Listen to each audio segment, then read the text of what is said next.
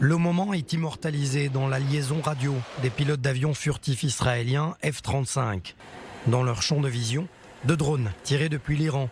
Un à l'est, l'autre au sud. Le contact fait, cela semble être un avion. Je vous tiens au courant pour l'identification. Bien reçu, tiens-moi au courant. Manœuvrons rapidement, que je puisse ouvrir le feu. Autorisé à ouvrir le feu.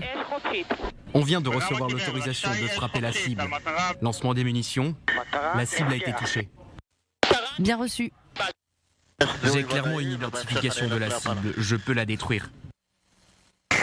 Tu as bloqué la cible dans le viseur ?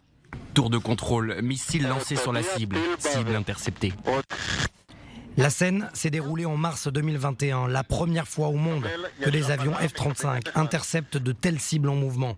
Il s'agirait, selon des officiers de Tsahal, de l'une des opérations les plus complexes dans les airs. D'autant qu'elle a eu lieu dans un pays étranger. Pas davantage de commentaires de l'armée israélienne. C'est grâce à une coopération régionale qu'une telle opération a pu être efficace.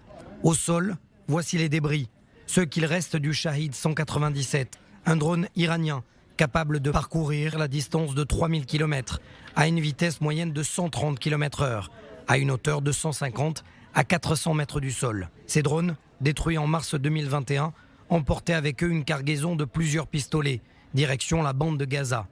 Selon Tsahal, Téhéran cherche ici à ouvrir une nouvelle voie à son trafic d'armes en direction des organisations terroristes palestiniennes.